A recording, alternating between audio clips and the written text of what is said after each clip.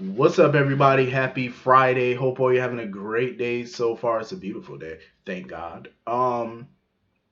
Getting into this episode of GH, I'm happy for Molly. Like, I am totally happy with the news that after she graduates from college, she's going to be working with Robert in the DA's office. I know TJ wasn't too, he was happy for her, but he was upset at the same time because of the broken judicial system. I do agree with TJ on that. I do feel like the judicial system is definitely broken. I agree with that. There's a lot of issues with that system. But I also agree with Molly. I mean, with her working in the DA's office, she can work to, fix those issues and, fix it from within. I do agree with that. Um, I wish the writers would show more of Molly and TJ because they're doing big things in their life. Her wanting to be a lawyer and now she's going to be working with the DA's office. TJ becoming a doctor. He's graduating medical school soon. I think they can get a lot of mileage out of that storyline. I think we should see more of it. Put them two on contract because I think they're just recurring characters. I would want to see them at the forefront. I think it's time for a new generation. They're both going to be in great careers. I want to see that's something I want to see more of too. Them in their new careers. Her, being an assistant DA or something, or a paralegal, whatever the case. Them just navigating those waters and getting their career started. I would love to see that. I think it can be interesting. You know what I mean?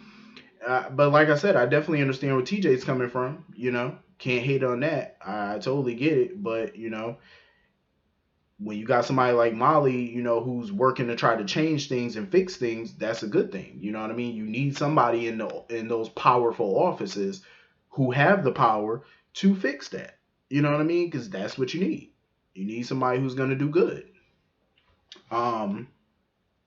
So anyway, moving on from that, I love me some Brit. Brit is just going through it right now. I totally understand why she pissed off because, a 17-year-old kid just died from an opioid overdose. And she knows that it came from Cyrus's new drug. And when she went to research it, it matched up with the drug that the kid died from.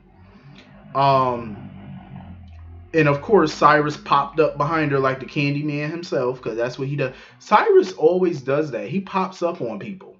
That's what he does. When you least expect it, here he go popping up, trying to figure out what she up to. And she was like, "Oh, I'm just making my rounds." So of course he's curious now. He got that suspicious look on his face. He was definitely suspicious of Brit and what she was looking into. Um, Carly kind of irritated me a little bit today with her little snippy ass attitude towards Brit. Like, Carly, go sit down. And that's the issue. That's one of the issues I have with Carly, though. She judges a lot of people. And mind you, Carly is in no position to judge because Carly was a straight up, you know what, when she first came to Port Charles. So don't be sitting there trying to pass judgment on everybody else. You know, um, I love the fact that Britt and Jason have gotten close. They've come to care about each other. And when her hand started to tremble and he, touched her hand and he started noticing and stuff, he could tell that she's stressed. He could see that. I hope they're not trying to kill Britt off. I really don't because I could definitely see her with Jason. Honestly, I really can. And I do believe that it would make Sam's head explode. But I could see the two of them together. They've definitely gotten closer in the last few months. So why not? Um, and she was sitting there telling Jason and Carly about the opioid overdose and that she knows that it got Cyrus's name all over it. So Jason hopes that they could trace that drug back to the kid who overdosed and they can prove that that's his drug and he's behind it and they can get him locked up. Um, but when Britt went to go get access to that drug in the file and the records and stuff, she no longer has access to Cyrus's records of that drug. He locked her out of the records. He definitely did. Cyrus, I think, is catching on to her that she was looking into things that he felt like she shouldn't be looking into. So, of course, access denied. I was pissed when he did that little punk ass. I was so mad when he did that. But Cyrus is smart though. He's definitely always a step or two ahead. Um, and he's sitting there, of course, gloating to Carly that Jason, he's not gonna get out of prison, and the meeting with the five families is coming up and stuff like that. So he's gloating about that. I'm not surprised that Jason was pissed off with Carly with her plan. to have Sean stab him and stuff so he can get to the hospital. It's a risky plan. I'm not even gonna hold you. It's a very risky plan, but it's a necessary plan because how else is Jason supposed to get out of there? You know what I'm saying? They're no step closer to clearing his name. So Carly had no other choice. She had no other recourse. And I think her plan, like I said, is risky, but it's smart. You know, break him out, let him stay at one of the safe houses and stuff like that, run the business from the safe house until they can, um, clear his name. It's better than being in Pentonville. I do have to agree with that. At the end of the day, Carly's doing what she has to do to survive because that's really what all of them are in right now. They're in survival mode. It's either kill or be killed at this moment. Jason could be pissed all he want, but I think even deep down, I think Jason got to be somewhat impressed with her. Carly been stepping up her game and she been handling business. You know, she's been turning into a true mob wife, and I enjoy watching it. I think it's become very interesting to me. Of how smart she is. I mean, I always knew Carly was smart and calculated, but I ain't never know she could be this devious. And she's definitely earning her stripes, and I'm here for it. And of course, Cyrus has to pop up yet again in the hospital room to tell Jason, "Oh, you're gonna be taken great care of in my hospital." Cyrus need to go sit his ass down. He's really getting on my nerves. Like he's really annoying the shit out of me at this moment. So anyway, moving on from that. I'm glad that Laura is giving Martin another chance and they're talking and stuff. I feel bad for Martin because he currently has no access to his mother, and that's what he feared. Martin feared that Cyrus was going to move their mother and he wouldn't have access to her, and that's exactly what's happening. So he feels like he has no choice right now but to play nice with Cyrus in order to one day see his mom again. I feel bad for Martin. Martin, he has his sleazy moments, but I feel like he's he's growing on me. You know, it's like sometimes you can't help but feel sympathetic towards a character, and I feel sympathetic towards him because you could tell like he really cares about his mom, and it hurts him that he can't see her. And he's pissed that he has to sit here and be all gushy and brotherly love with Cyrus right now just to see his mother. Like I feel bad for him. And he was basically telling Laura to kind of do the same thing, just kind of let Cyrus in a little bit. You know what I mean?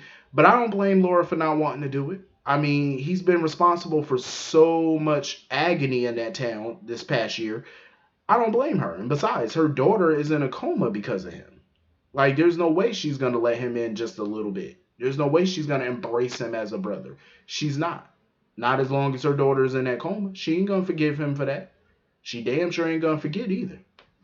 I can't fault her for it. I cannot fault her for that. Um, Curtis, he working my nerves a little bit because he keep talking about how going around telling everybody, "Oh, me and Jordan splitting up, and I'm sad my marriage is ending." Newsflash, Curtis, your marriage does not have to end, bro. You're the one who chose to end it, and I mean, don't get me wrong. Like I said, I understand his reasons for being upset with Jordan, but I feel like their issues were not big enough to the point where they should be getting a divorce. I feel like they could work it out.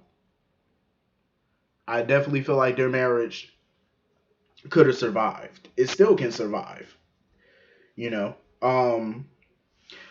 But I'm happy that he got the new club. He's excited about it, and he's gonna call it the Savoy. I like that name, the Savoy.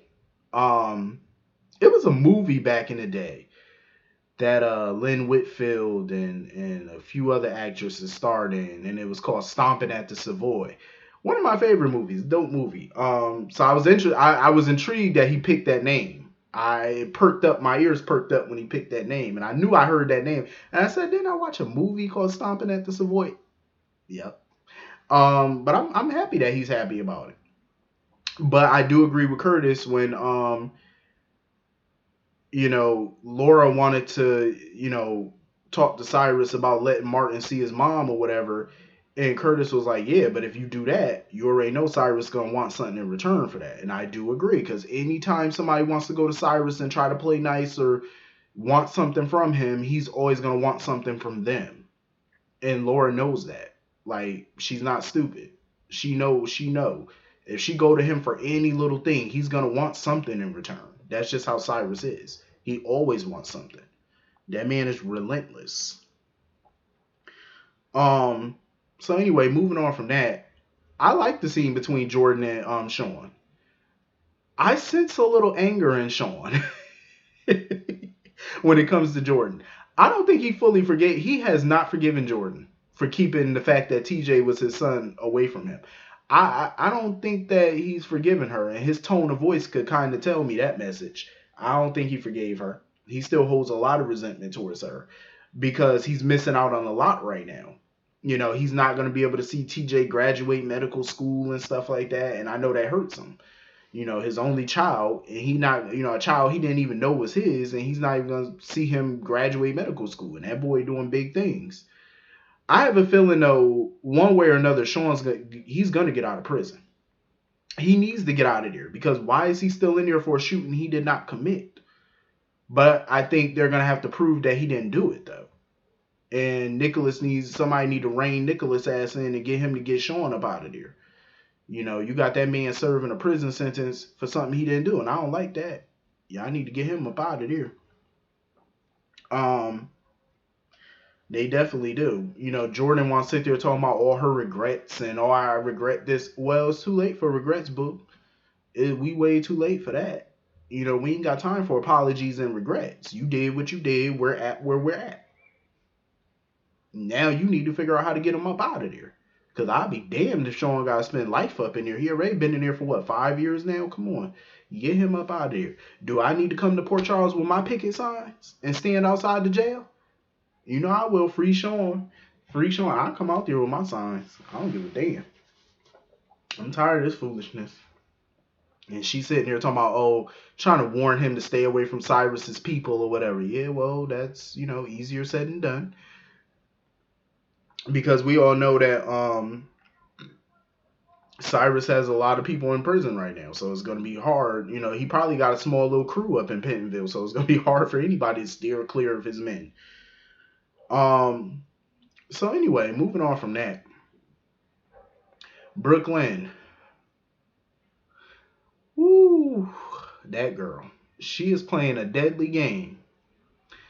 Like she's trying to use this fake baby to get ELQ back, and it's gonna backfire because Valentine, for one, is not no dummy. He's smart, and he proved that today because she basically tried to get him to give back all the ELQ shares that he acquired back to the family. And Valentine said, "No, I'm not doing that."